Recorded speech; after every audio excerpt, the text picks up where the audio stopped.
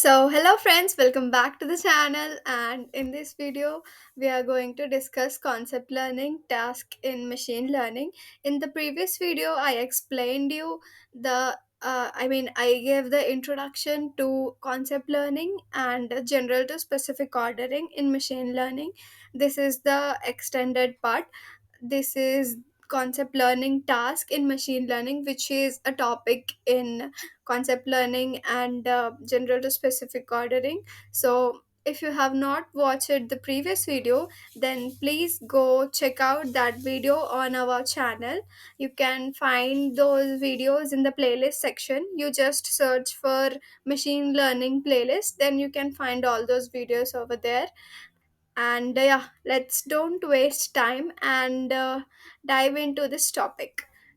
So our topic is concept learning task in machine learning. Now, let's imagine you are training a computer to recognize different type of fruits. In This is the same example which we discussed in our previous video also, right? We are training our machine model to recognize different things and make relationship between those real world objects, right? Or it may be a real world object or it may not be a real world object, just like friendship and all. We discussed all this in previous video, right? So basically it categorizes things, right? So let's go to the next slide. Here is how it works. First, the objective. Your goal is to teach the computer to understand the concept of fruits and be able to identify and categorize them correctly. So the main objective we have to set first, that what are we expecting from the machine learning model. So the second one is data collection. To teach the computer, you start with a collection of examples. These examples include various fruits like apples, oranges, and bananas. Each fruit is described using specific feature like color, shape, and size. So we are going to collect all the data from the outside, that this fruit has these features, like its shape is like this, it tastes like this, and its color is like this. So we are going to collect all the data of all the fruits over there, and we are going to give it to the machine model. The third one is creating a model. You create a mathematical model or algorithm that takes these features into account. This model learns to distinguish between different fruits based on these features.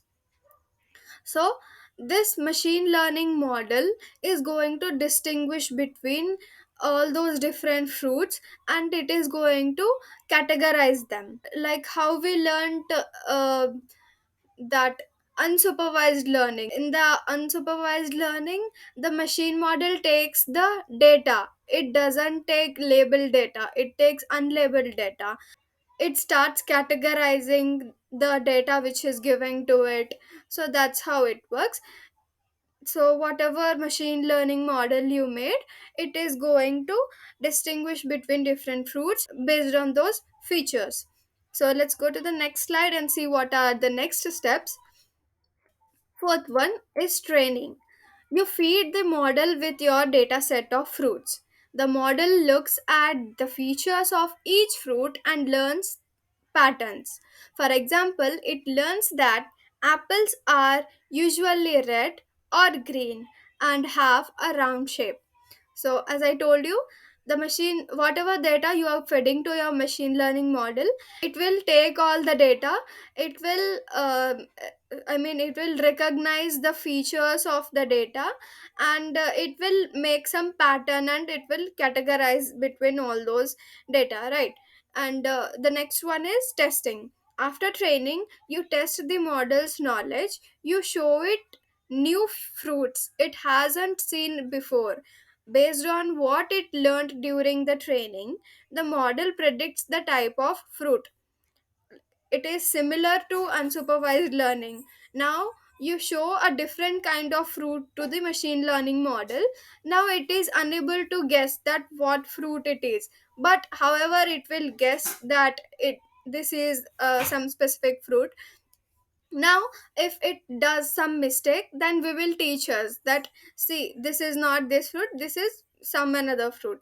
So that's how it will take feedback. So that is the next step. This is feedback loop. If the model makes mistakes like confusing apple with oranges, you provide feedback, right, and correct its understanding. This helps the model learn better. So, first we trained it, then we tested it, then, according to the test, we gave it a feedback that you are doing this wrong or you are doing this correct, and according to that, it will improve its performance. And the last step is improvement. So you repeat this process with more examples and refine the model. Over time, it gets better at recognizing and categorizing fruits correctly. So as you show more fruits to the machine learning model, it will see more fruits and it will store it in its data set.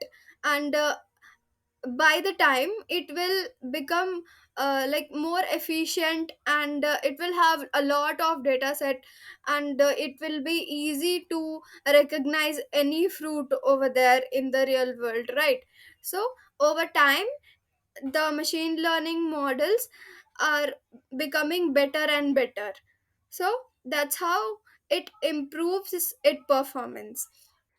So now let's see what is the importance of this. First, generalization. Through this process, the computer learns not just to recognize specific fruits from the training data, but to generalize and identify any fruit based on its feature. I hope you have understood whatever I have read. So here, the machine learning model or the computer is not only able to recognize the fruits, but it is also able to generalize and categorize the fruits, and it is able to identify any other fruit based on its features, right? So let's say I show it apple, or I show it an orange, then the machine learning model will be able to differentiate between this, that it has a different shape and apple has different shape, and orange has different color, apple has different color, right? So that's how it works. Now the next one is automation. Once it's trained, the model can automatically recognize fruits in real world scenario, such as in grocery store or a fruit sorting machine. So as I said, by the time as it learns more and more, it becomes better. After getting trained for so long time, it will have a lot of data set, right? So it will be able to recognize any fruit out there in the real world. So that is what it's said in this line, that automation, it can recognize fruits, any fruits in the real world scenario. So that is what it is mentioned there. So the next one is applications. Concept learning tasks like this are fundamental in machine learning applications, from image recognition, identifying objects in photos, to natural language processing, understanding and generating human languages.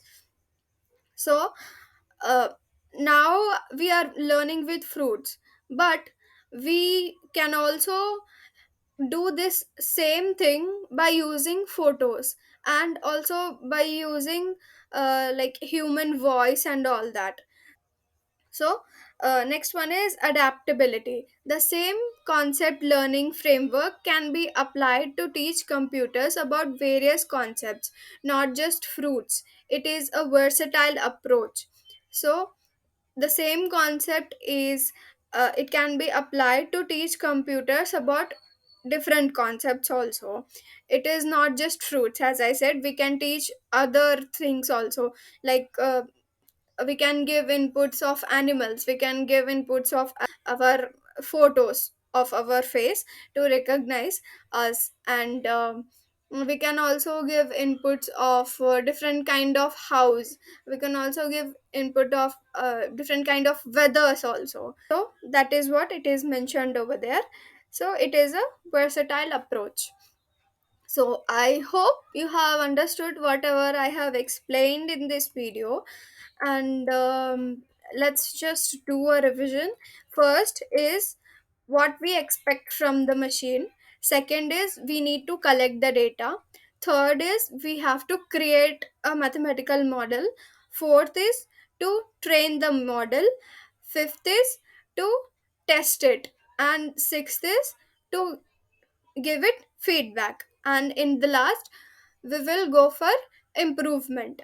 So these are the concept learning tasks in machine learning. So these are the importance. So yeah, that's it for this video.